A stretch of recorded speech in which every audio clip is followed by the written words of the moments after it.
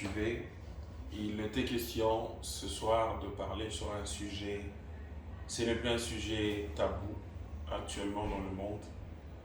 Aujourd'hui, il y a même des États qui ont voté pour valider ou encore approuver ce système qui fait un fléau ces derniers temps dans le monde.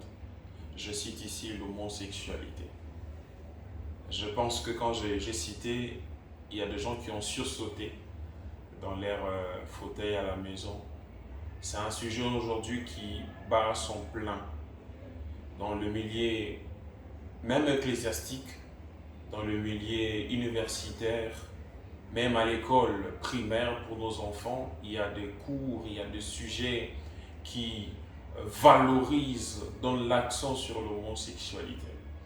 Alors, j'ai été invité ici à Star Malébo pour émettre un point de vue, mais aussi pour dire ce que la parole de Dieu dit à propos de cela. Alors vous devez savoir d'abord que l'homosexualité, c'est une orientation sexuelle. Cela veut dire une attirance sexuelle à un sexe, à un même sexe que vous. Voilà, si vous êtes homme, vous êtes attiré par des hommes. Si vous êtes femme, vous êtes attiré par, bien sûr, deux femmes. Mais si les hommes l'ont accepté, c'est par le moyen, je crois, bien évidemment, des assemblées nationaux, partout dans le monde, des assemblées nationales. Et ce sont des élus, on les appelle les législateurs, qui ont été élus par nous, peuple, partout dans le monde. En France, aux États-Unis, nous avons voté des gens qui, après, ils ont compris, étant législateurs, de voter des lois qui protègent, bien évidemment, ces grands problèmes qui rongent le monde, ce qui est de l'homosexualité. Alors vous allez vous rendre compte que ces derniers temps, il y a même un mouvement qu'on appelle LGBT. Alors ce mouvement est né justement pour protéger ces types de personnes. Normalement, moi et vous qui nous suivez, vous savez que Dieu a créé l'homme et en même temps la femme. Mais aujourd'hui, nous avons homme et la même personne est aussi femme. Donc la personne a des attirances vers les hommes. Et nous avons le femme qui en même temps des attirances vers le femme. C'est ce qui les Français ont trouvé le mot homosexualité. Il n'y a pas que ça, il y a aussi la asexualité au fait. C'est le fait d'être attiré ou encore de ne pas avoir des sentiments, voilà, sexuels. Quelqu'un qui est né mais qui n'est pas attiré ni par les femmes ni par les hommes. Ces mouvements des LGBT protègent tout ce monde-là, les homosexuels et les asexuels au fait. Mais vous devrez savoir que si les députés dans le monde, qui sont les législateurs, ont voté, ont approuvé cela, nous étant que les hommes, créatures d'un Dieu qui est un créateur, lui c'est un vrai législateur. Je n'ai pas inventé cela. La Bible le dit, vous pouvez prendre la Bible avec moi dans Ésaïe chapitre 33, verset 22, la Bible dit « L'Éternel est le législateur ».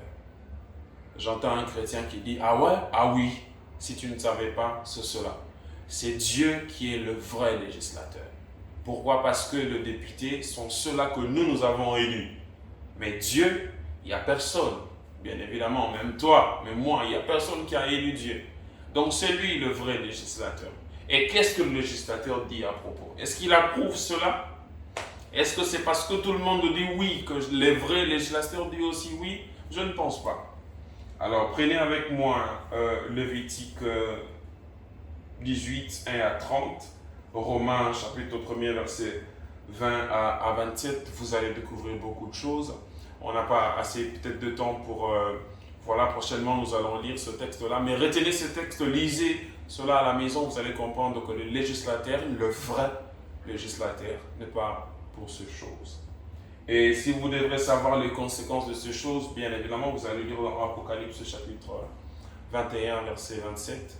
Vous allez voir le résultat de ceux qui sont d'accord avec ce mouvement. Qu'est-ce que Dieu prévoit?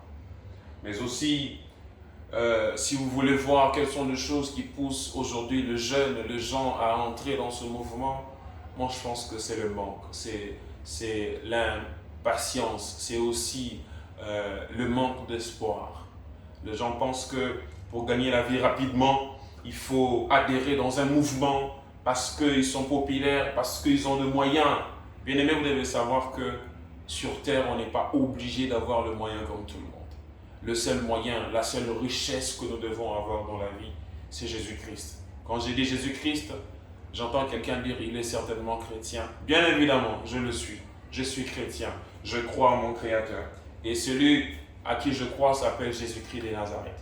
Vous, vous êtes peut-être croyant d'une autre religion. Je ne vous interdis pas de croire à ce Dieu-là. Mais je pense qu'il faut bien lire le récit qui vous régit. Vous verrez quelque part que votre Dieu à vous ne permet pas cela. Et si vous voulez une bonne nouvelle ce soir, c'est que Dieu ne vous hait pas.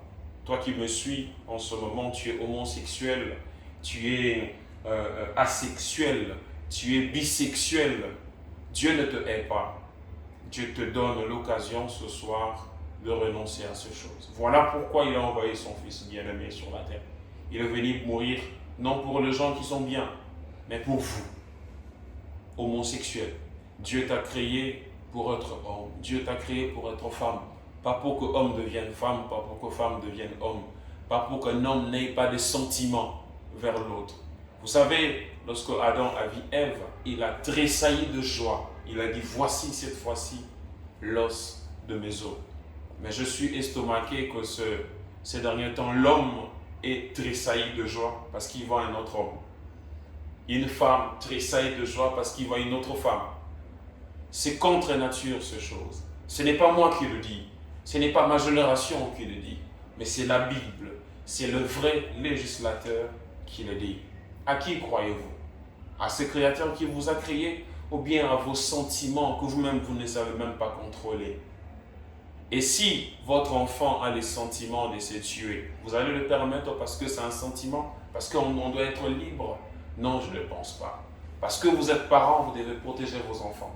Parce que nous sommes créatures, le Créateur doit nous protéger. Voilà pourquoi la bonne nouvelle vous est donnée, vous est parvenue ce soir. Revenez à Christ, Christ a besoin de vous. Je sais que c'est difficile à prendre cette décision. Ça vous a procuré beaucoup de biens, des véhicules, de l'argent, voire même parce que vous avez adhéré à ces choses. Mais il n'est pas encore trop tard pour vous. Faites marche en arrière.